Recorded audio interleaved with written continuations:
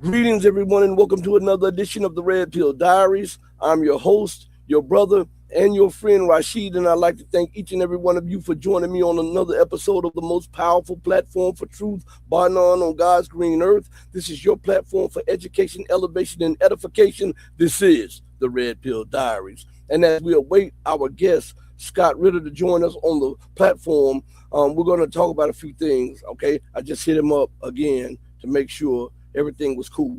So I want to thank each and every one of you for your time, because you did not have to be here to give us your time. So from the depth of my soul to the bottom of my heart, I want to thank each and every one of you for the time spent here on this platform. The engagement, the talks, the conversations is so meaningful that it is changing the thought patterns of people who were lazy and who did not understand what was going on, and it's starting to connect the dots, and we're seeing the empire collapse, okay, in real time. And what's crazy about all of this, as we wait Scott to join us, I told you guys to check my track record. Go back and listen to all of the shows that I've done prior to the war in even the first war in Iran. I told you, when they attack Persia, it will mean the collapse of the American empire and its power in West Asia. I told you that. I said that. I gave you a rundown of what to look for. I said they're going to attack Persia. When everybody was focused on Ukraine, I said, listen, that is a sideshow for right now. I know it looks like it is, but they're going to attack Persia. They need to attack Persia. And once they attack Persia, which is Iran, it would mark the fall of America and the UK. It would mark pushing the Western world out of Western Asia. I say, and followed by that, there will be a conflagration in Asia proper between China and the United States over Taiwan. And China would beat them. And then I ran you back around and said that they will make a stand. America will make its last international stand back in Europe, where she will confront Russia and militarily. And I believe it will be a nuclear conflagration across Europe. And then America, to stop the war from spreading, America will come back within her own borders, hobbled, weakened, and isolated. Are we not witnessing that? Are you not hearing the pundits and all of the prognosticators and all of the hosts on different shows now saying those things? Remember, I looked like I was on the fringe of things when I was saying that 3 years ago, 4 years ago, 5 years ago, 7 years ago, 10 years ago, right? Now, look at what's going on. They couldn't see down the wheel of time a little bit because they did not understand the connecting dots. They did not understand the geopolitical climate and situation that was going on. Okay, hold on, I just got a text. Let's see if that's Scott. All right. They could not understand that. And hold on, everybody, while I'm talking to you guys, let me send something to him real quick. Another link. Make sure he gets the link again. All right, because I know sometimes they mess with the link. If I guess copy, right. All right, we'll send it. Put it right here.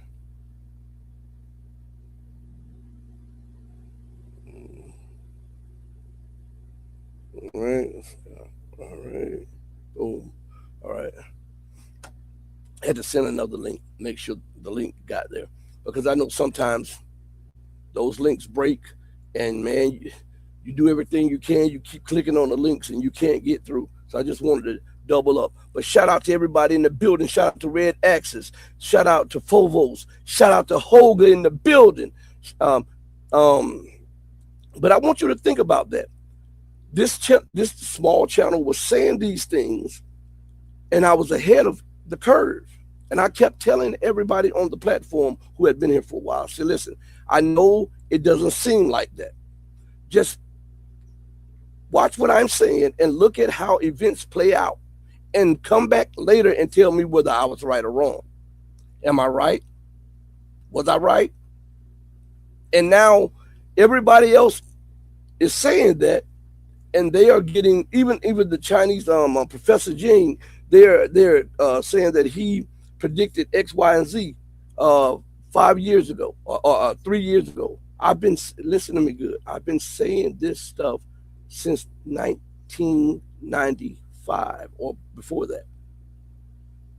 I want you to understand. I used to host a radio show. I've been saying all of these things. My track record is impeccable on geopolitics when it comes to things like this. We're watching the collapse. I think it's hard for people to get it in their head because they are so accustomed. Shout out. I can't pronounce that, but a shout out. I started watching once I saw you in the chat on Jamal's show. I was in there. Great channel. Thank you. Thank you. But as I said, I think it's hard for people to fathom the idea of America falling. Okay. Because she's ruled so completely for the last 100 years. There has not been a true adversary for her.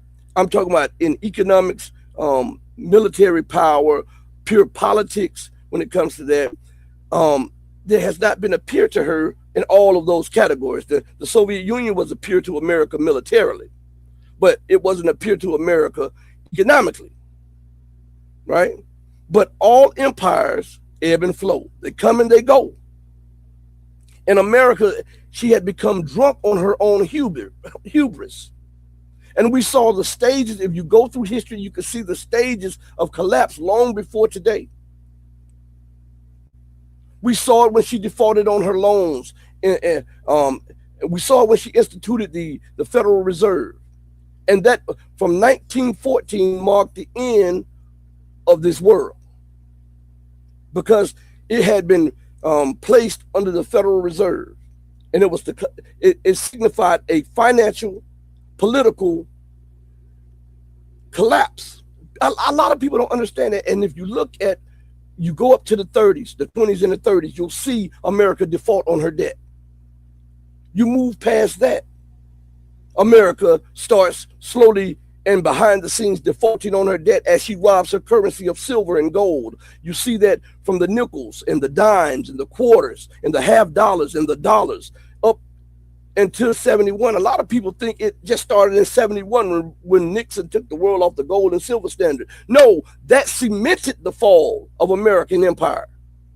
That cemented the collapse of the Western world, because America is the weight-bearing load of the Western world. She's the military hegemon. She's the political hegemon. She's the financial hegemon. She was the technological hegemon. She was the industrial hegemon. But all of those things leading up to 1971, when she took the world off the gold and silver standard, all of those things that led up to that showed signs of decay of empire, because she had to find out new tricks and new ways to fund her economy, to keep herself afloat, to try to maintain her military prowess, her political influence.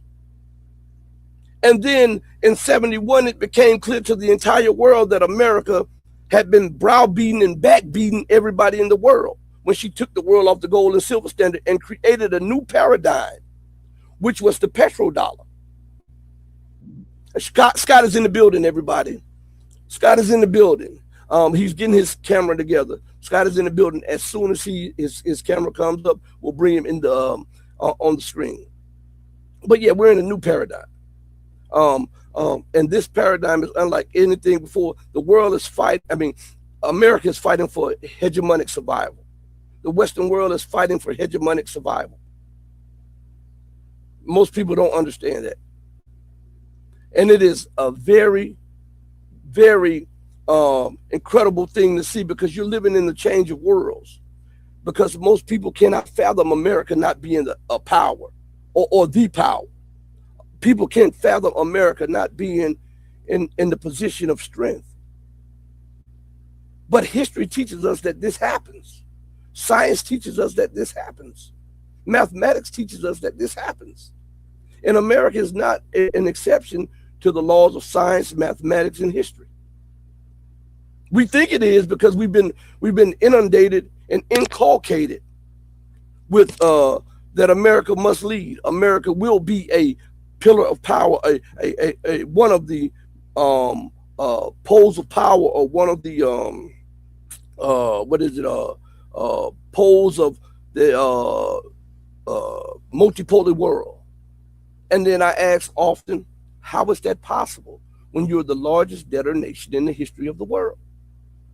Your debt is more than all of the nations in the world ever. Ever. We see that Babylon collapsed under debt too. We see Rome collapsed, right? We see all of these other empires collapse due to intransigence, hubris, greed, corruption, war, and debt. How can she be the exception to that rule? And how can she maintain herself as a pole of power when no one will accept her dollar, which is the life's blood of the empire, which means it is also the life's blood of the Western world? We are quickly moving, it seems slowly, but in reality, we're quickly moving towards a new paradigm and a new position globally, where the Western influence is dying. Let's go to the chat real quick while we wait for Scott to get his camera together. Okay, let me see if he tried to hit me up again. Because he came in and his camera didn't work and he went out. I think he's coming right back in. Okay. Judging from how Iran is fighting, whoo, boy, I can't even say it. You were right years ago about Persia. I'm telling you, I told everybody that, and here's the kicker. I was telling people, I said, and these are some of the words I used. I said, in this war, there will be no clear winner. I said, Iran is going to be devastated. She's going to get devastated, but so is America.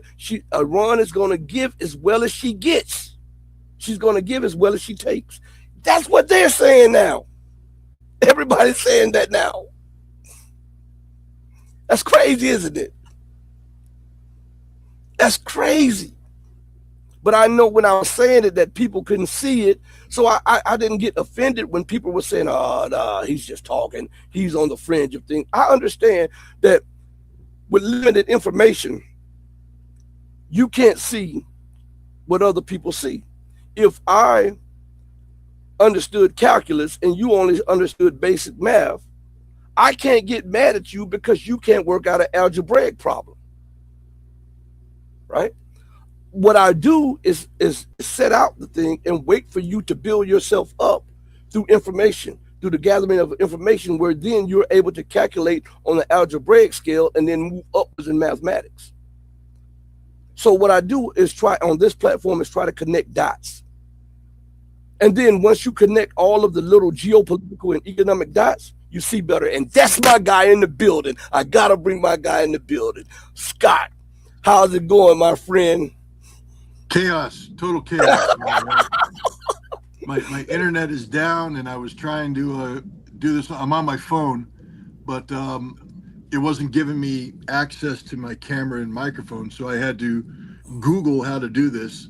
And at my age, the moment I enter Google, it becomes a catastrophe. So I apologize for being late, but I did figure it out. You have to give me props for actually figuring out how to make this work. Scott, no problem. I'm telling you, I do the same thing. I have a problem. The first thing I do is call my son in. Hey, I need you to do this because I don't understand any of this stuff.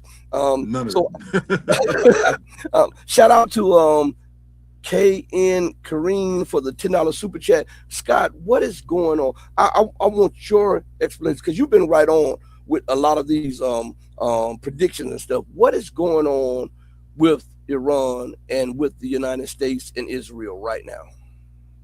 Well, first of all, we need to understand that this is not a war of necessity. Iran posed no threat to us whatsoever.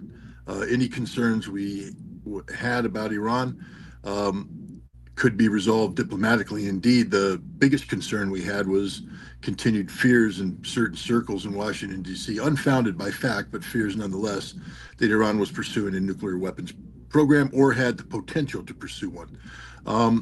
But Trump engaged with them diplomatically, and on the eve of the war, there was an agreement that would have literally shut the door on any opportunity for Iran to have a nuclear weapon. Donald Trump wouldn't be able to say, I have gotten the greatest deal. It's better from an American perspective. It's better than the JCPOA because there's no sunset clauses. There's no, growing out of inspections. It was, we're shutting the door and the door will permanently shut. And Iran was willing to do that. So this was a war of choice. So whose choice?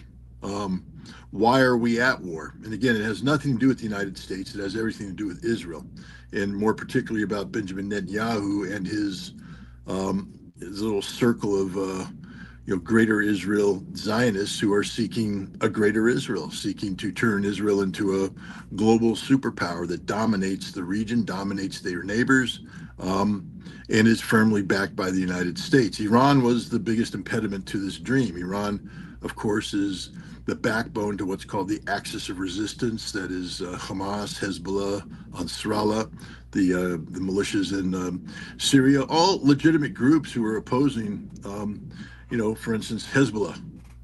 Why do they exist? I don't know. Israel is illegally occupying Lebanese territory. Gosh, if we had people illegally occupying American territory, I would certainly hope that patriotic Americans would form up resistance groups, especially if our government had stopped resisting, and take matters in their own hands and evict the foreigner, which is what Hezbollah does. Hamas, their biggest crime is wanting an independent Palestine. And Ansarallah, their biggest crime is supporting the Palestinians wanting an independent Palestine. In Iran, their biggest crime is supporting all of these causes and providing the moral authority, the financial support, and in some cases, the intelligence and military support to put muscle behind theory. Israel resents this. Israel wants an impediment-free pathway to greater Israel. And what is greater Israel? Well, now, thanks to Mike Huckabee, the American ambassador to Israel, we know greater Israel means Israel is going to steal the land of all of its neighbors. But that is what greater Israel is, and that's their ambition. And we see playing out live on TV. So this is a war that was started by Israel, for Israel, on behalf of Israel, to serve Israeli interests. It doesn't serve American interests whatsoever. And so we need to understand that everything I'm about to say is not because we have failed trying to protect America. It's because we have failed trying to promote greater Israel. We have lost this war. We lost this war on day one. The two benchmarks, the most readily cognizable benchmarks to back up what I said are the assassination of Ali Khamenei, which was supposed to bring about regime change. For people who might be confused because what you listen to mainstream media, I doubt those are the people in your audience right now, but this video might get viewed by some people on the online. So for their benefit,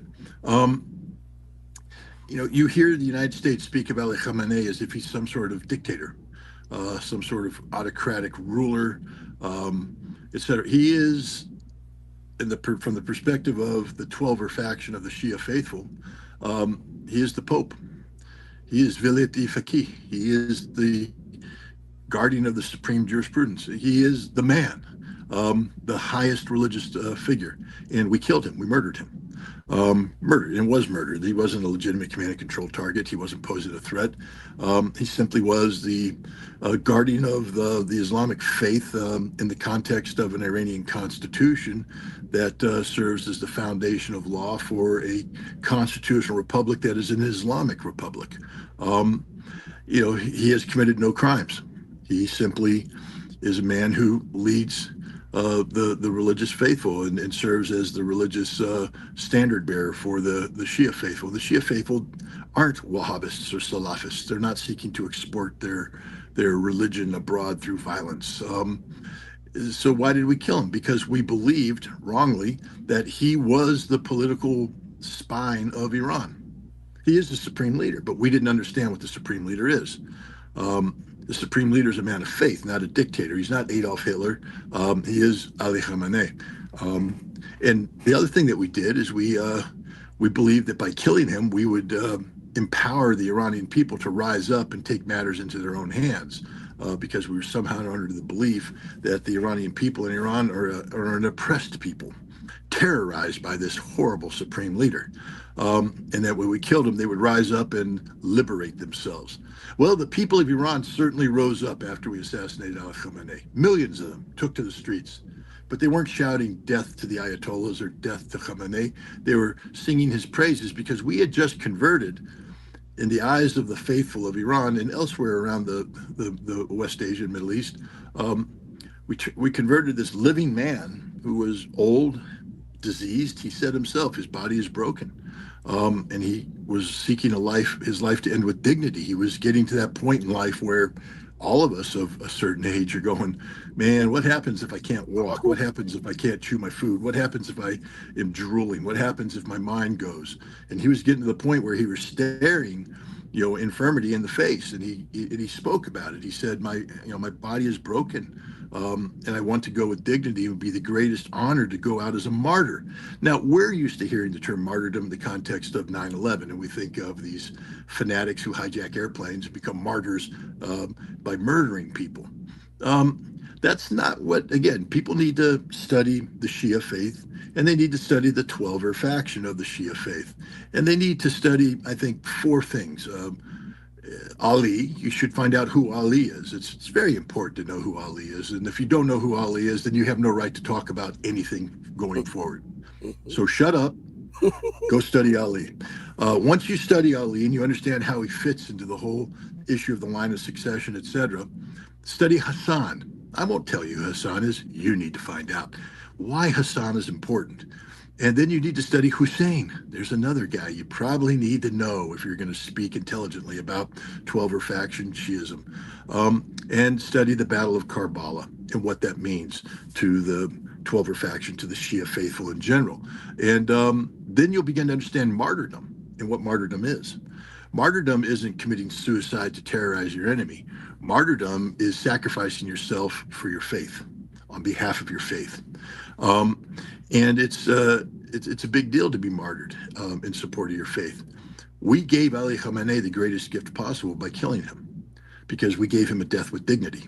We turned this man who was frail, concerned about not being able to go forward. It would be a dishonor to him to have to be removed as the supreme leader because his body no longer functioned or his brain no longer functioned. We gave him the greatest gift. He's now a martyr, and he's seen as a martyr by tens of millions of Iranians and hundreds of millions of people around the world. We will never get rid of the theocracy in Iran. We just guaranteed the theocracy in Iran is there to stay, carved in stone soaked in the blood of martyrs that date back to the Battle of Karbala and the murder of Ali. This is serious stuff, guys. And the fact that I'm smiling isn't I'm smiling because I'm mocking that. I'm smiling at the ignorance of the people out there who proclaim to know something about Iran and yet come up with stupidity, insanity-laced stupidity that by killing Ali Khamenei, we would collapse the regime. This is what President Trump believes. This is what Pete Hegseth believes. This is what everybody surrounding them believes. But it's not the case. We know Tulsi Gabbard didn't believe it because she did prepare a national intelligence community assessment on this that was published before the decision was made to attack Iran. And she said exactly what I said. Killing Khamenei is only going to make things worse for us. It's going to solidify these people. Don't do it. But we did it. So we lost the war. The very first bombs that hit Iran, we lost the war because we assassinated a supreme leader thinking we were going to lead to conditions that would collapse the regime. And all we did is solidify the regime's hold on power. And just another thing about martyrs, they're not afraid to die. So for Pete Hegseth, I'm blowing them away. I'm killing them. The Iranians are like, you're sending me to sit next to Ali Khamenei in heaven? Please help further my journey. We're not intimidating these people. We're not scaring them. And this is why they will win. The second action that took place on the first day of war that proved to me that we were going to lose this war, because I'm somebody who participated in Operation Desert Storm. And I remember cracking the, when the final political decision was made We pulled out the op order, which was top secret code words sitting in a safe. Nobody other than the commander and a handful of people were supposed to know what was in it. Weren't even supposed to know it existed. And you crack it and you start doing it. I had a job to do. I was battle damage assessment officer, so I had to pull out all the targets that I was responsible for and review these targets. And you review the target for what kind of structure it is, what munitions are dropping on it, what effects we seek to do. But you also review the target. You're making sure that because you have a moral and legal obligation to make sure we're not bombing a school, just straight up. And so you review the target. And you're like, okay, military industrial facility, does the intelligence back it up? Yep, check, okay, good. And you go through each target on the eve of the war, and you see all the work that had been done. These are targets that we were picking to strike because we believed that by attacking these targets, we would achieve a result that furthered the military objectives of our campaign. These are the best targets we have, the ones that have been vetted for months leading up to this moment, the initiation of war. And so you would expect that these targets would be rock solid, and they were in Desert Storm. We blew up a school on day one and killed over 186 kids. How did this happen? I just, again, love listening to ignorant people because they take scraps of information and they run with it. First of all, we knew it was a school. I'm just telling you that the Department of Defense maps, unclassified maps of that region, when you blow it up to the 1 to 50,000 scale, 1 to 250 even, it shows the facility and it says school. And it's a map made by the military. So you're like, oh, school. That should automatically put it on the no strike list, meaning we don't drop bombs on it no matter what. But we drop bombs on it. Why? Because it was in a facility that had one time been associated with the Iranian Revolutionary Guard Command, naval branch. And I see people, oh, they put a school next to a military. See, human shields. Those Iranians suck. Gosh, before you speak, maybe engage your brain. That facility used to be an Iranian Revolutionary Guard Command facility. There's no doubt about that. It was the headquarters of, I think, the Arif Brigade, which is like the most important unit in the war today. I'll explain why in a minute. I mean, we're talking, this is a very important military unit. And you do want, if you're America, you want to blow this thing up. Really, you got to blow this thing up. But we knew that in 2011, the Arif Brigade moved and the facility was evacuated, empty, derelict. We knew this. And we knew that in 2013, they began segregating the site. We knew in 2016, they built a school in the northern corner of the northeastern corner of the building, of the facility. We knew this, but we bombed it. Now let's get to the Arif Brigade because it moved out in 2011. We know that. This is the unit that shuts down the Strait of Hormuz. Now, just a quick question, Rashid. Is the Strait of Hormuz open or closed right now? It's closed. Closed to anybody that the Iranians don't want to go through. If you want to go through, you have to get Iranian permission. Otherwise, bad things happen. Who do you think's doing bad things to the ships? The Arif Brigade. That's their job. They're the ones that shut this baby down, 4 battalions worth. And they should be targeted. We've been collecting on them. The 5th Fleet out of Bahrain, their primary job was to keep the Strait of Hormuz open. And you do that by investigating your enemy, the Arif Brigade. It's the #1 collected against unit of the Iranian military. Maybe some ballistic missile units more, but this one is for the United States. It's very important. We had special human intelligence teams whose job it was to debrief fishermen and people in the area to find out about Manab, find out about what's being moved. All those drones that flew over, the RQ-4s and everything else, they're collecting signals intelligence, the radio traffic of all the people involved. We're listening to their cell phones. We're listening to their phone calls. We're listening to everything they do. We are taking pictures of them night and day, high resolution photographs. We can tell when the commander had a bad night because he's got bags under his eyes. I mean, we're watching this stuff. We know this stuff. And when the time comes to go to war and they said, target the Arif Brigade, we have a target list of it. These are the units. This is where they're at. This is their order of battle. These are their commanders. The whole thing. We know it all. So why'd we blow up a school? And that's a question nobody seems to be asking. If all of this is true and every word I'm telling you is the God's honest truth, why did we hit a school? We hit a school because Pete Hegseth is a war criminal, straight up war criminal. And so is everybody involved in the kill chain beneath him. Scott, that's a pretty big, harsh thing you're saying. How do you back that up? Give me a minute. I've been to war, guys. I've done this. I've done a strategic air campaign. I've done the targeting. I understand what's required by war to win a war legally. Targeting is a big deal. I mean, again, I hear people on the internet, the mouth breathers from MAGA, well, we blew up Dresden. We blew up this. Yes, we did, you idiots. And you know what happened? Even though we won the war, what we did in attacking civilian targets was deemed to be so horrific that in 1949, there was the Geneva Conventions passed about the laws of war, humanitarian law. And targeting was specifically spelled out in this, and then it was furthered in 1977 in the additional protocol to the Geneva Conventions.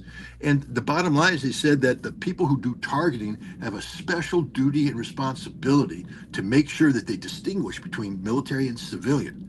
That whenever you designate a target, you have to evaluate it to see if that you got it right, and you have to make sure that there's no damage to civilians that is unavoidable, meaning, gosh, if they've got a nuclear bomb in building X, I need to destroy that. And they're telling me there's 5 civilians next door in building C. I'm sorry, 5 civilians. So sad, too bad. You're going to die because you are now collateral damage. And it's not illegal to have collateral damage. It's a tragedy, but it's not illegal. But it is illegal to bomb a school, especially if there's not a nuclear weapon hidden in the school. So we had these laws. Now, people would say, well, just enforce our laws. Well, we tried. The global war on terror came, and we did horrible things in the global war on terror. Even though we're obligated under the additional protocol of the Geneva Convention to screen all targets, we struck a hospital, I think in 2015 in Afghanistan, murdering patients and doctors. Doctors Without Frontiers were attacked. Huge mistake, war crime. We attacked wedding parties. In Somalia, going after terrorists, we attacked a immigrant detention facility, killing 61 innocent people whose only crime was trying to immigrate from Somalia into Kenya or vice versa. We murdered them because we misidentified the targets. We've been misidentifying targets for a long time, making mistake after mistake after mistake. And this is despite the fact that the additional protocols we speak of are manifested in what's known as the Department of Defense Law of Warfare Manual that spells out our legal duty to make sure we aren't striking civilians. But we got lazy in the global war on terrorism because it's about terrorists and killing and all this good stuff. When we withdrew from Afghanistan, we one of our last actions was a drone fired a Hellfire missile into a home, killing an aid worker and his family. And it turned out that this was a horrible mistake. And this prompted the United States military to say, we're doing something wrong. We have a law, we have rules, but nobody's obeying them. It's not being followed through. We're taking shortcuts. So in 2023, the Department of Defense passed a new directive called the Civilian Harm and Mitigation Resource Team. Their job was to embed themselves in the military commands and review the targets, to do exactly what I said, to make sure that we aren't going to inadvertently kill civilians, that we are obeying the law of war. This isn't an option. This is the law. It is a U.S. law passed in support of a defense budget act that said we have a legal responsibility to create this unit and use this unit to make sure that we're doing what we're supposed to do under existing law. And a lot of people thought this was a good idea. In fact, Dan Raising Cain, the chairman of the Joint Chiefs of Staff, when he testified before the United States Senate in his confirmation hearing, specifically referred to this new unit. And he said, this is a good thing because we've been killing too many civilians. We need to be doing this. U.S. Central Command had 10 of these civilian mitigators on their staff, and their job was to go through all of these targets. They have the clearances. It's their job. Enter Pete Hegseth. Pete Hegseth turns the Department of Defense into the Department of War. Then he turns around and says, we have to be more lethal. If you remember, last October, he summoned 800 generals and admirals to Quantico, Virginia, and treated them like children. And one of the things he did in there is said that we're getting rid of these woke rules of engagement. No more constraining. We need to be the most lethal fighting force in the world. Our guys need to be cold soul killers. We're eliminating it. Well, he can't eliminate it because it's a congressional law. He has no legal authority to eliminate it. But what he did is just stop implementing it.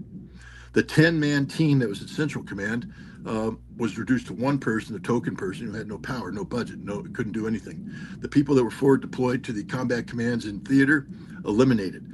They removed them all. And so when President Trump makes a decision now that we're going to go to war against Iran, a very big nation. Remember, that decision wasn't really made until February 11th in a meeting in Mar-a-Lago between Trump and Benjamin Netanyahu. At that point in time, Hegseth was issued the warning order, and we began building the target deck. Now, we have good targets. We have the people that are looking at the Arif Brigade and all that stuff, but Hegseth wants to be lethal. We need to send a signal, he says. We need to be blowing everything up. So they went for the artificial intelligence boost, a program called Claude. And Claude was told to find more targets. And Claude went through the database and came up with 2013 film that showed a singular facility that was labeled the Revolutionary Guard Command Naval Base, Shahid Shalom, whatever, something of that nature. But and they said, oh, and then they were given a parameter: find buildings of a certain dimension that could hold missiles or cruise missiles.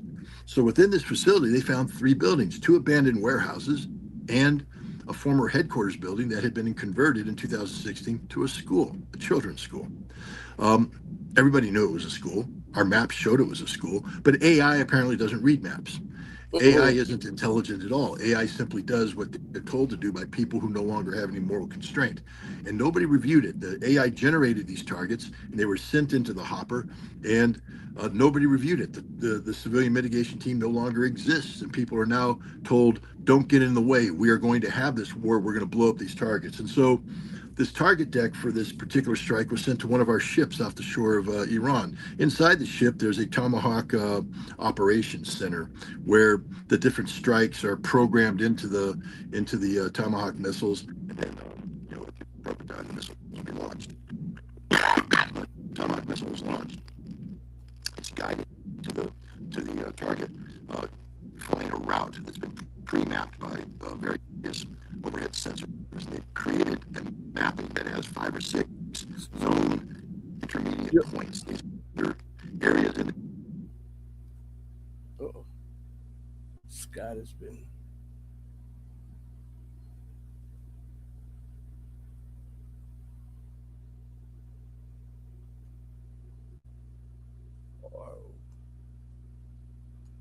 Scott, are you still there? Scott, I think Scott has been removed.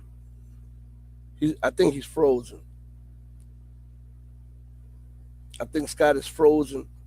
I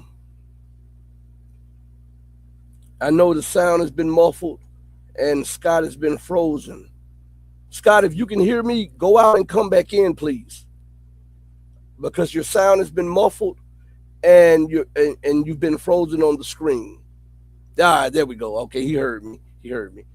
So we'll wait for Scott. I want to thank everybody for joining us again and for your patience and everything. Scott is dropping some real stuff on us. I mean, and you have to I want Scott to, because I see people interview him, they like to cut people off sometimes. But you have to, if you want to learn things, sometimes you have to let them teach you. And so I appreciate Scott going through all of this, telling us about the different brigades and all of this stuff like this. It means a lot. So that is one reason why I let Scott have the floor when he comes on, and I let other guests have the floor, because you can hear me anytime. But it's a treat to hear some of them give you information from the inside out. Okay. So as we wait for Scott to join us again, hold up. That's right. Please hit the like button if you haven't already. And please also subscribe and like, check and hit the bell icon. Go to all of the platforms that we have.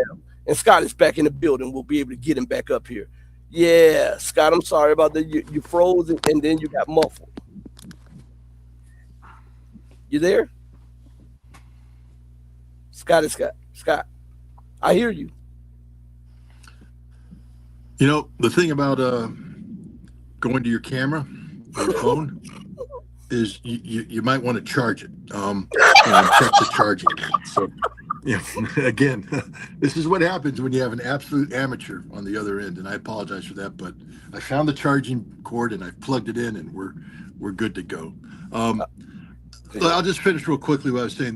These cruise missiles are sent to the site. They're going along a mapping corridor, and so each cruise missile has an onboard camera that, as they approach the site, they take photographs, and those photographs are compared to the map that's already been built and programmed in, and they guide off of that. Then they get to the target, they pick the point, hit the point.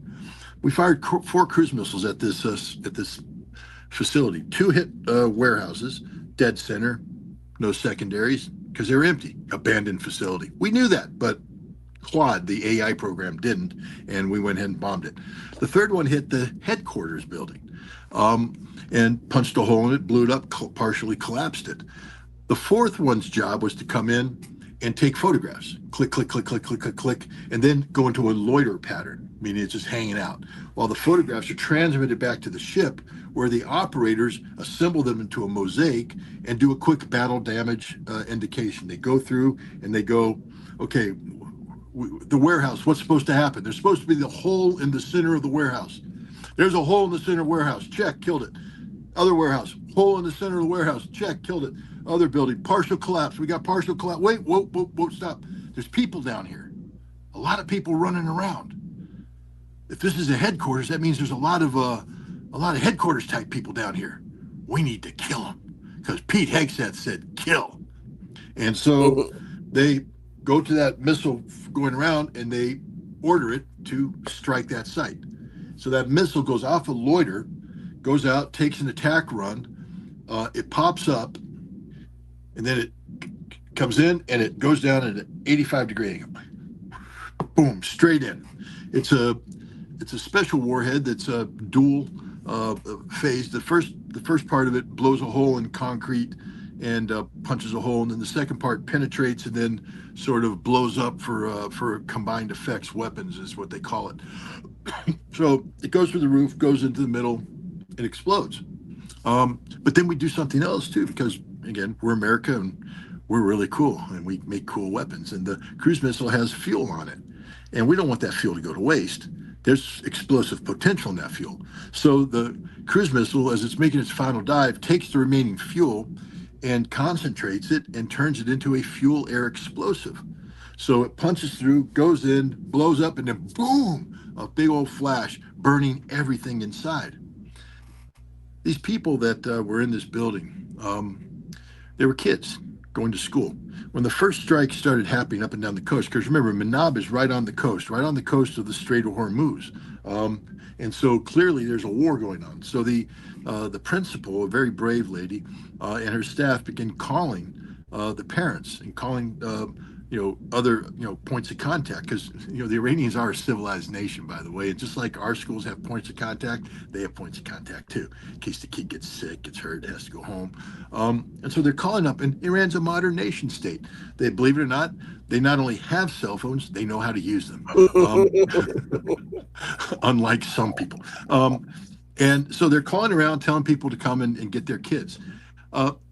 So they start assembling the kids, to get them ready to go home when the first cruise missile hits, and it's a partial collapse. Many of the kids were torn apart. These are combined effects munitions. We're talking about arms and legs, heads, torsos, strewn all over the place. Other kids are trapped in the concrete. After the explosion goes off, everybody's stunned, and then you start to hear it. The kids who are trapped, screaming for help, crying for help, moaning in pain. And people are trying to rescue them, but the principal, she has the responsibility for the survivors. And so she starts gathering the survivors. You know how in America, when we have tornadoes or hurricanes, and you're at school, the school puts you in like the gymnasium or the Mhm. library. They put you in a place that's safe, the safe place, the most heavily constructed place. So she took the kids to the prayer room, which was still intact, and it was the safe place. And she was going to hold them there until parents and rescuers came to get them. So she's gathering the surviving kids. And remember, when they were originally picking these kids out to send them home, the kids got their backpacks. So they all had their backpacks on. And she gathers the kids into this prayer room. She's telling them, don't worry, everything will be okay. Your parents are going to come and get you. Um, and then the second missile hits, killing her and all the kids, shredding their bodies, burning their bodies. Many of these kids were burned so bad their bodies couldn't be recovered because they were turned into ash. All that was left for many of these kids were the backpacks that were blown off their backs, and thrown into a corner and survived the blast. And the parents were arriving when this happened. Some parents were lucky enough to get their kids. Parents were arriving on scene when the building blows up, and now parents are rushing in because now you again have more kids crying out in pain. Parents are rushing in. Security forces are trying to hold them back because it's a dangerous situation. You don't know if there's going to be another missile. And it's just total chaos. And eventually calm is brought in, and parents wait, painful waiting, while they begin to pull out the bodies or parts of bodies.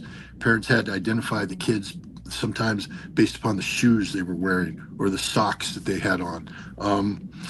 Sometimes they couldn't identify the kids, and it's just a body part and you don't know who it is. These are amazing kids. 6 of the girls were gymnasts. They were part of a rhythm and gymnast team that competed, and they were very successful in regional competition. One of these girls was training to recite the Quran at a competition in Tehran, a national level competition, and she was very good. She had memorized the Quran, and she was very proud of it, and she was going to practice later the day with her tutor. There were 2 girls that were best friends from a village. I think one was 12, the other was 7. Even though they had an age disparity, they were closest friends, and they dressed like twins. They wore the same kind of clothes, and they just hung out with her. You couldn't separate them. You could go on and on and on. Each one of these girls had a life, had a future, had parents who loved them, and they're all dead. They're all dead. Why? Because Pete Hegseth wanted to kill people. Pete Hegseth deliberately stopped enforcing the one rule that would have saved these girls' lives. And people in the chain of command allowed this to happen. We struck a target that didn't need to be struck. There was no justification military-wise for this target to be struck. We had systems in place to ensure this target wouldn't be struck, but Pete Hegseth overrode those systems so that we could be seen as bombing more targets on day one. What does this tell you, besides the fact that Pete Hegseth is a psychopathic murderer? It tells you that we don't know what we hit on day one. We don't know what we hit. We were just bombing targets to bomb targets. There was no military reason. We were simply putting steel on target to get a boom so Pete Hegseth could sit there and masturbate in front of the entire public about the war porn that he's showing them. He's a sick man, a horrible human being. He deserves to be arrested, prosecuted, and executed. I want to remind people in 1996, the United States Congress passed the War Crimes Act. And when you deliberately violate a Geneva Convention, which Pete Hegseth has done, and it results in deaths, the penalty for this is death. And I would love nothing more than Pete Hegseth to be put up against the wall, have his shirt removed so people could fire 6 rounds dead center into that stupid cross he has tattooed on his chest. He deserves to die. This is not a good man. This is an evil man. And he runs the Department of Defense, and the people underneath him, many of them have to be prosecuted as well, because there is a duty and responsibility, if you're in the military, to say no to an unlawful order. And if the law requires you to have a civilian mitigation team, and he's eliminated the civilian mitigation team, and you're getting ready to strike targets in Iran without this review, that's an unlawful order, because you haven't done your job, which is mandated under an international law, of distinguishing whether this is military or civilian. You can make no assumptions. You are not allowed to make assumptions in war, especially when it comes to targeting. You must go through the procedures of saying this is a military target. This is a civilian target. This we don't bomb. That school was on a do not strike list. Why didn't they listen to the do not strike? They threw the do not strike list away. to get maximum lethality.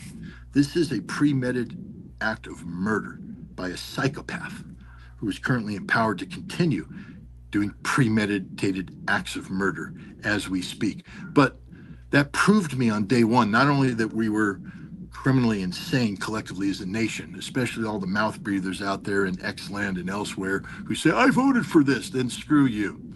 This is what I wanted, then you're a criminal. Turn yourself in. No, what the hell? Just go ahead and assume you're going to be found guilty and executed and do the honorable deed yourself. Get rid of it. You're an oxygen thief. You're in the way of making life good. All of these people that are cheerleading this, they're ignorant. They don't know anything about Iran. They don't know anything about fighting a war. You know, we have an entire generation of vet bros. And I love people who wear the uniform, but I have to tell you, the global war on terror vet bros are some of the worst people in the world because they committed horrible crimes. They invaded Iraq and never thought twice about it. They went over to Afghanistan and butchered a people who weren't a threat to us at all. Scott, what about Al-Qaeda? If you want to attack Al-Qaeda and the people in Al-Qaeda that came after us, then we should have invaded Hamburg, Germany. And for those who know, you know what I'm talking about. That's where the mosque was. That's where the education was. That's where the money was. So if you want to get to the root cause of the terrorism, don't invade Afghanistan. Invade Hamburg, Germany, but we didn't because we're stupid, we're ignorant. This proves it. We thought we were getting rid of the Taliban, but look who's in charge of Afghanistan today. That shows you how stupid we were, how ineffective we were. The same kind of stupidity goes into what we're doing in Iran. The same kind of stupidity goes into what we did in Iraq and Syria. I mean, you know, we haven't won any of these. So all you vet bros out there from global war terror, fuck you. You haven't done anything except murder people and shame yourself. Now, if you have any ounce of ethics, you'll realize that you are in no place to sit there and wag a finger at people about this war. You have failed morally and you failed professionally. You lost. I mean, hate to say it, guys, 2-0. Me, 2-0, 2-0, undefeated. Cold War, victory, and Desert Storm. We won. What are you, 0-5? You guys suck. You suck, and you're war criminals. You're the reason why we had to create this civilian mitigation unit. You're the reason why, because you thought it was cool. There's a guy named Matt Tardo who's out there, you know, pretending he's some sort of special forces. Bro, his big thing in life was that he was brought into Afghanistan under Trump and given, you know, the rules of engagement were lifted, and he dropped the mother of all bombs on a village where ISIS was. Hey, Matt, there was no ISIS in that village, and you know it. You were simply doing demonstration action. There were civilians in that village, and you murdered them. You're a war criminal. You're a fucking piece of shit.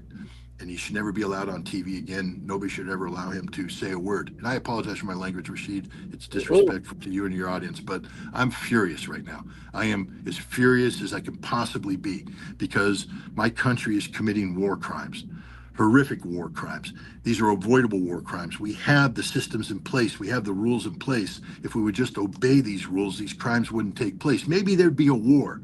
That's a political problem.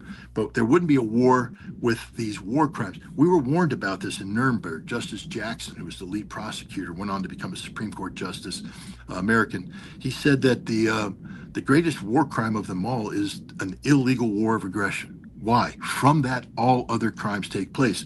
We are waging an illegal war of aggression today. Again, the mouth breathers, I challenge you, while you're stealing my oxygen, to think. And just tell me what constitutional authority is there for this war? And the answer is none. None whatsoever. The president didn't even bother going to Congress. Well, he can't because Congress would leak the information. Hey, so sad, too bad. It's called the Constitution, douche. You don't have a right to sit there and say because you disagree with congressional action, you're going to avoid Congress. We don't get to do that. The founding fathers warned us about that if you did that. Federalist Paper 51. Again, mouth breathers, before you commit suicide, read it so you understand why you're committing suicide, so you understand that you don't know anything about the Constitution and why we need checks and balances and why we can't have the president bypassing Congress or ignoring the Supreme Court as this president does. And then before you finish your pathetic existence on this planet, you might want to reflect about what you've become, because you claim to be an American, but you don't believe in the Constitution. You don't even know what the Constitution is. You don't understand the Constitution. So again, one of your final acts as you steal my oxygen should be to read Federalist Paper 10 about the danger of factionalism.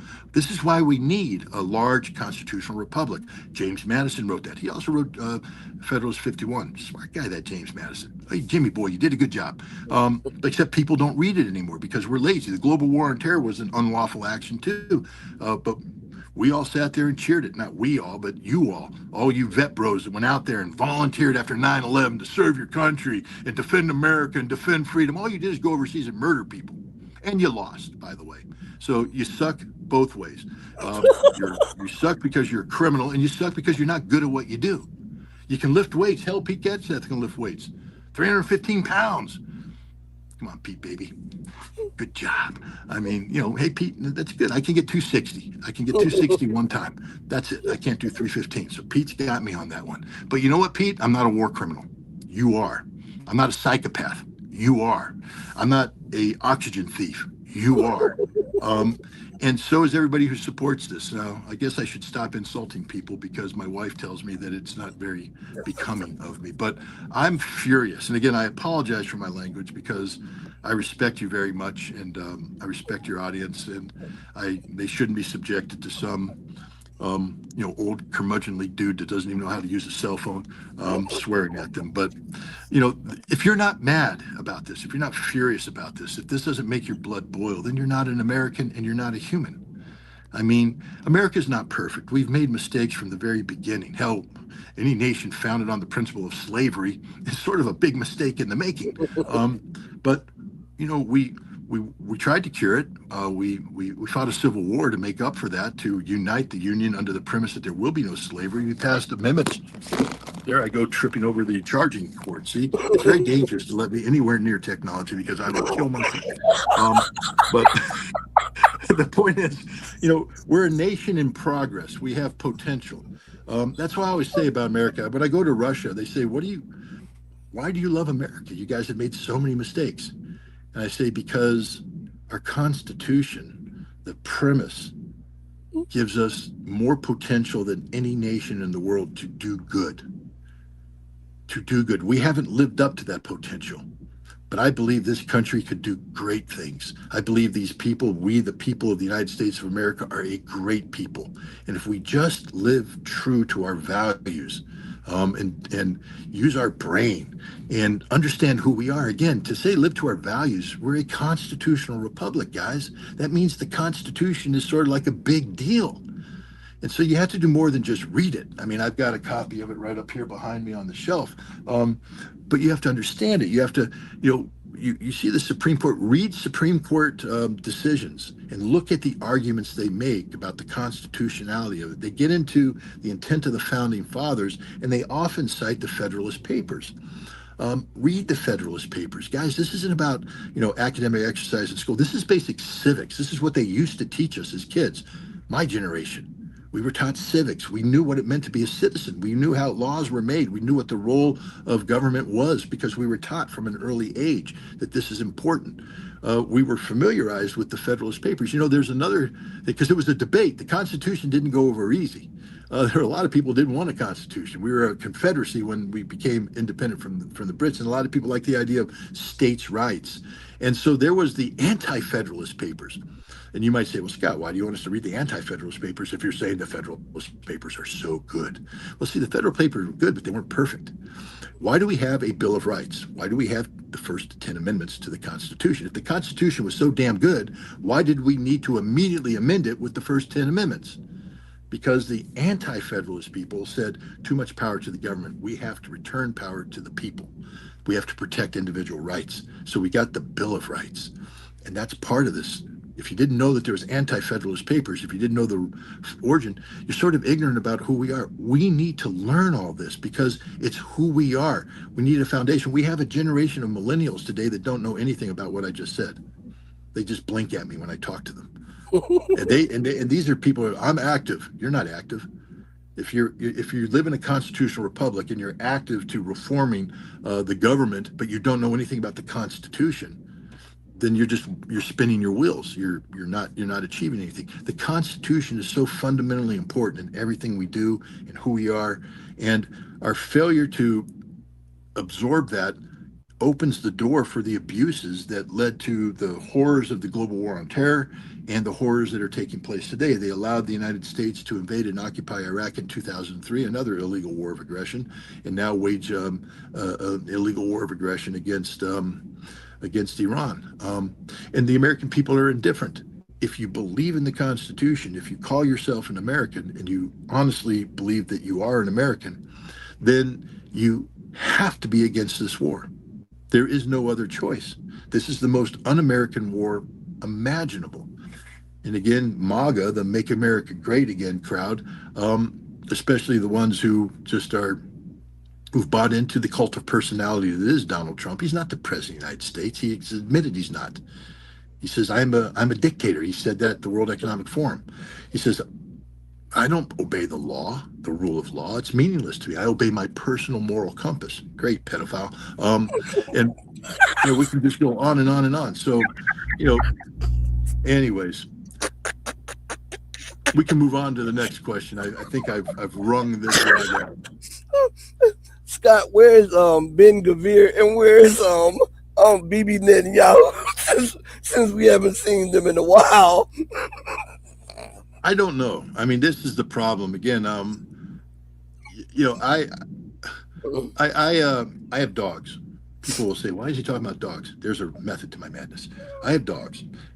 I try to go to bed at night at a reasonable hour because I'm getting on in years and I need my rest. My eyes get worn out very quickly nowadays. I have cataracts that have to be removed, and the cataracts make me sensitive to light and the computers. It hurts to do something like this.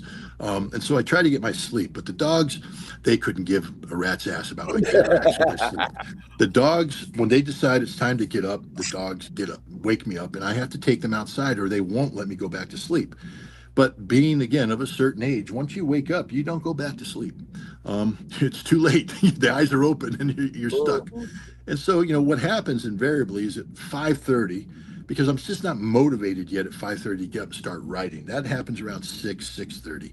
But 5:30, I'm scrolling through, reading X, reading Telegram, and I'm not in the best of moods because the dogs got me up. I didn't get my beauty sleep. And I start reading things, and I start responding. And I've been told by my wife, don't do it. Do not tweet angrily. Which means I couldn't tweet at all because X makes me angry no matter what. But I start looking at things, and normally I'm pretty good at hitting pause, putting it down, thinking, doing some research before I respond to something, making sure that my response is actually I'm not being trapped in by some sort of AI or misinformation. But invariably at 5:30 in the morning, I'll see a post that looks like a Donald Trump Truth Social post. I read it and it sounds like a Donald Trump Truth Social post, and then I will go forward and I will comment on it, only to find out an hour later that it was fake. Then you have to retract it. You look like an idiot. This whole thing. The same thing with videos. You wake up and you see something that looks convincing, and you're like, and you want it to be convincing. Again, I don't wish harm on humans, but when you start an illegal war of aggression and you're one of the worst human beings in the world, Ben Gavir, and you've wished death and destruction on the people of Gaza, you view them as subhuman, and a report comes out that is convincing. It quotes an Israeli media source. It shows a video of a house on fire, and it says Ben Gavir's dead. And I just start playing the theme song from Wizard of Oz. Not the theme song, but the, ding dong, the witch is dead, the wicked witch. And I'm just singing that song, whistling. I'm now happy for a change. My dogs are like, why is he happy? Because Ben Gavir's dead. And I post about it, only to find out that it hasn't been confirmed. And the reason why I went through that long exposition is that there's a lot of information out there, and we have to be really, really careful about what we echo. We all are humans. We all have things that we want to be true, that we believe in.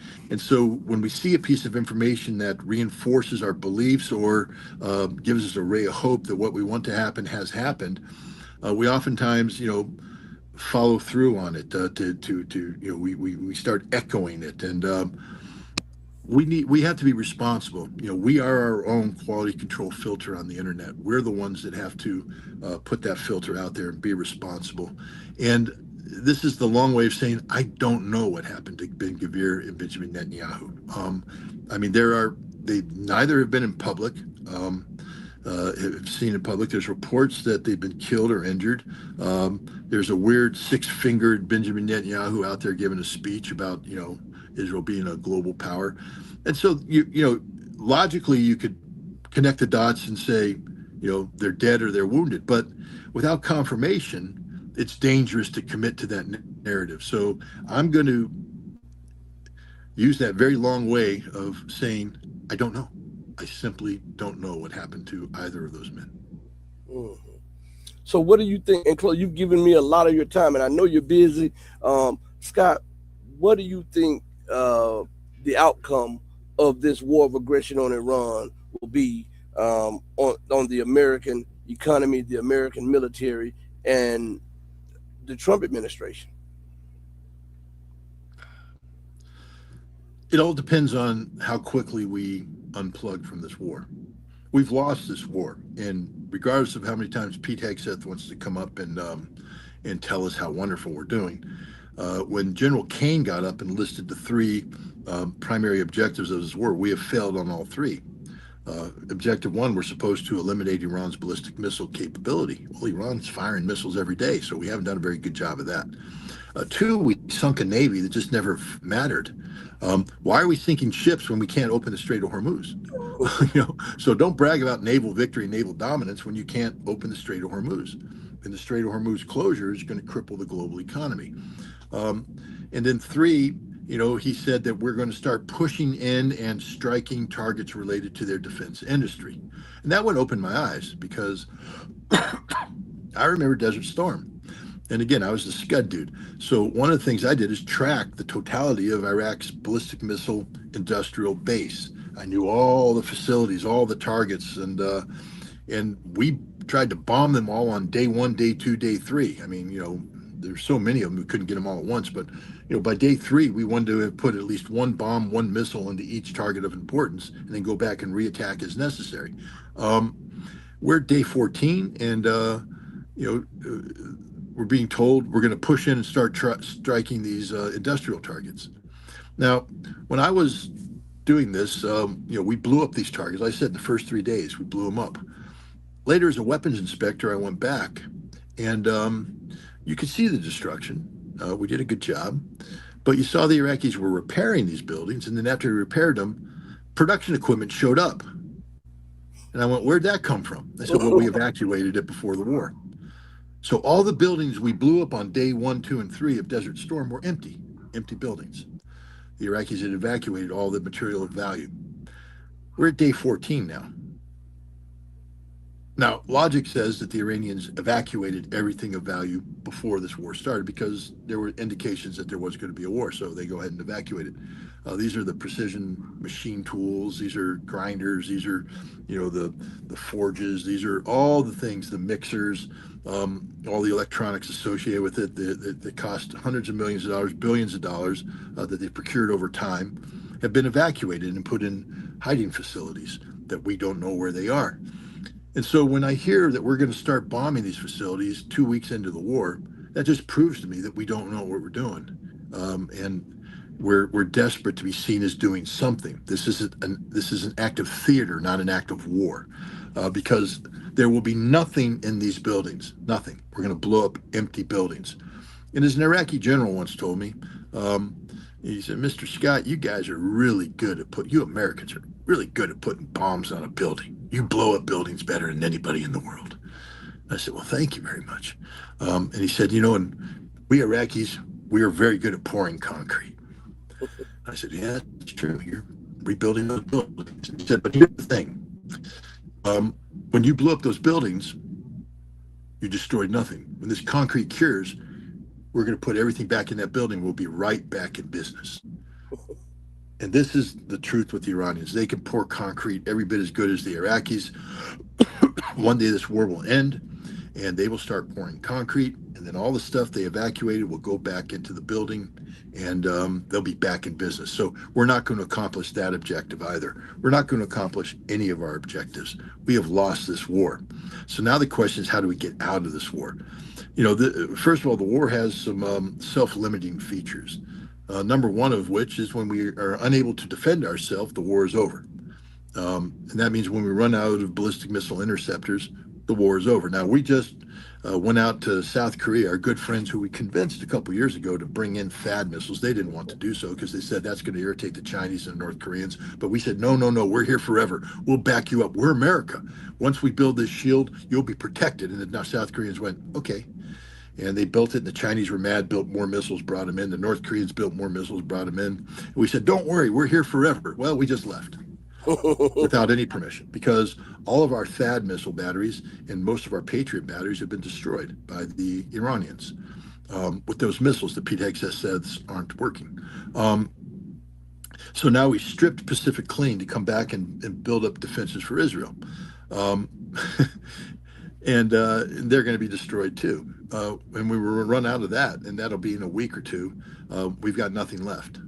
We've blown through years of production. We don't have the capacity to replace, not even close. And once we burn through these, basically we're at the mercy of the Iranians at that point in time. And so we will end the war.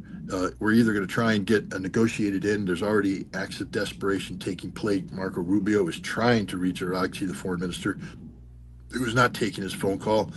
He has responded to some of the regional people saying, we don't care what the United States does. We're going to continue this war until our objectives are met.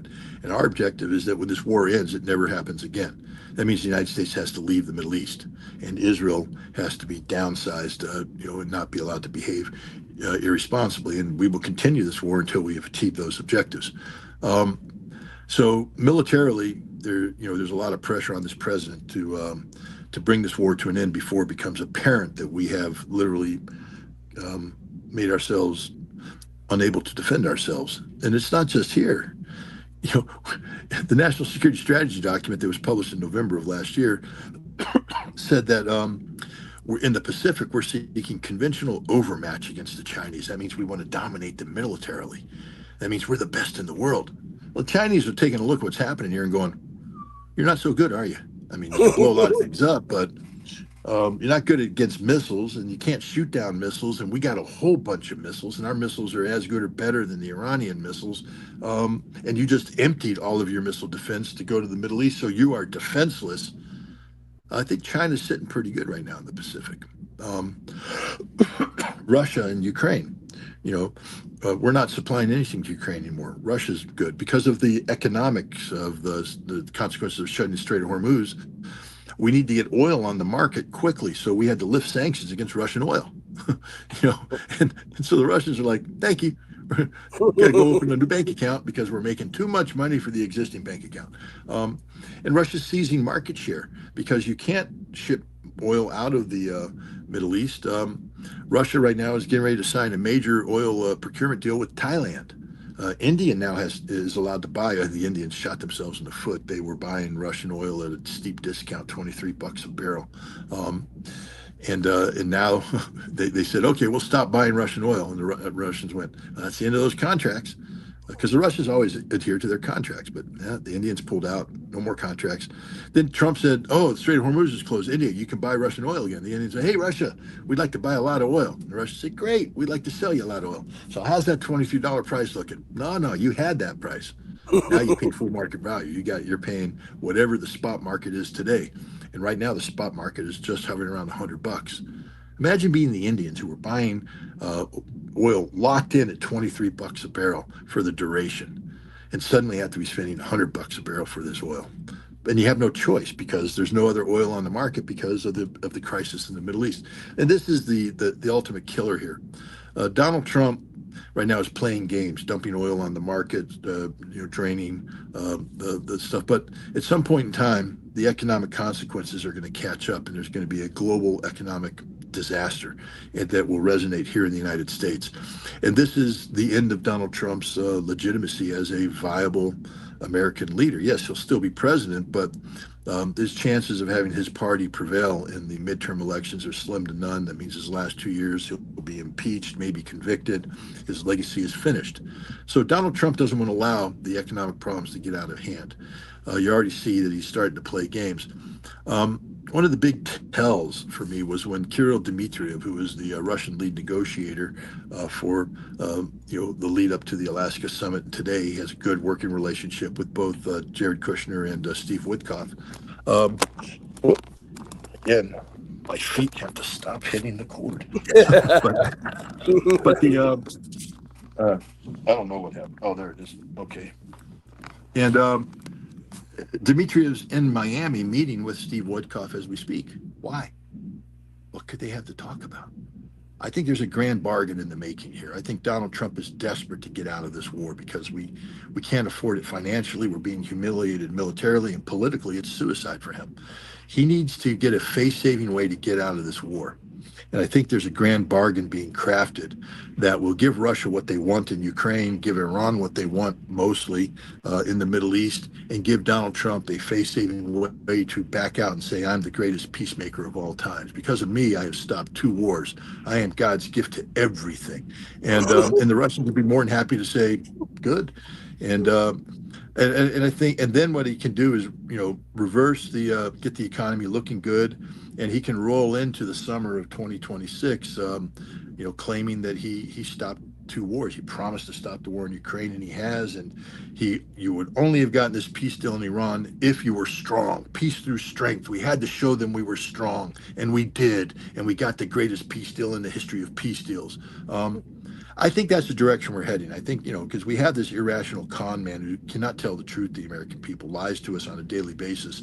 And I think he's setting himself up to be able to tell, the biggest political lie of all, that he is a peacemaker, that he believes in peace, that he has America first.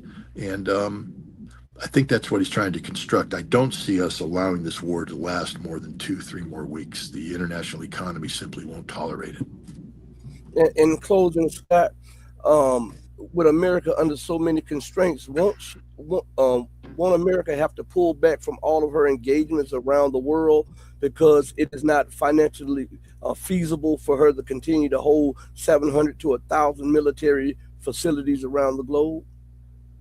Well, the answer is yes, we're going to have to. But again, Trump needs a political face-saving mechanism to do this so he's not seen as weak. Donald Trump, I think most people saw, they had a little summit the other day, the Shield of the Americas, I think they call it. Another con game where he strong-armed people into doing things they didn't otherwise want to do. But he created the Shield of America because it deals with, as Pete Hegseth, the psychopathic defense secretary, said, with the Donroe Doctrine. Again, what a narcissist does. He takes something called the Monroe Doctrine, which is part of American history. He modifies it with updated, hegemony-laced policy posture, and he renames it the Donroe Doctrine because we are a cult of personality. But it's real. The Donroe Doctrine is real, and what it requires is the creation of something called Fortress America. But to have Fortress America, we have to stop, spending resources abroad. So I think Donald Trump is looking for opportunities to disengage from Europe, to disengage from the Middle East, and to disengage from the Pacific, to concentrate our resources on the Western Hemisphere, Northern, Central, and Southern America. And so I think that's the direction we're going. And I do think that we're probably going to see a major withdrawal of American resources from the Middle East as part of this peace deal. I also think now that we don't have the capacity to challenge the Chinese, I think Trump is still scheduled to meet with Xi Jinping in April. And I think you're going to be seeing Trump trying to create some sort of grand bargain there as well, where he can justify withdrawing American military power from the Pacific, and basically he wants to fold everything in around Fortress America to make America, an impenetrable fortress. It's a fantasy, but I think that's the direction we're headed right now. Scott, thank you, man. This was supposed to be 30 minutes, and you gave me an entire hour. You always come through for me. I really appreciate it. I'm going to send you the video in about 3 to 4 minutes after the show, man. Be blessed and be safe. And don't feel bad, Scott, because you and I are both in the same thing when it comes to electronics, man. I'm telling you, we're the same people when it comes to electronics. All right. Well, thank you very much. All right. Be blessed and be safe. Okay, thank you. Have a good day. You too. Everybody, listen. Thank you all for joining me. Please hit the like button and subscribe. Monday we'll have journalist John Helmer on the platform. Also, coming up we'll have it's so many people for me to remember. But I want to thank each and every one of you. And I want to say this before we go out. Remember, I always say this to everybody, and I say it ad nauseum. Do right to others, not because there's some material gain to be had or because of some accolades to gain. Do right by others because it's the right, humane, and the godly thing to do. Because even when no one else is watching you, remember that God Almighty is watching you. As my late, great, and beautiful mother would always say, God sits high on the throne of power, but he looks low at the actions of man. Know that I love each and every one of you who loves truth, but know that the love that I have for you will always pale in comparison to the love that God has for you. Until we next speak again, stay strong, stay true, but above all things, remember to stay righteous, because righteousness is the only thing that's going to see you through this. Hey, mama, look at me. Your baby boy still loves you more than life. Thank you, everybody. Deuces. We're out of here.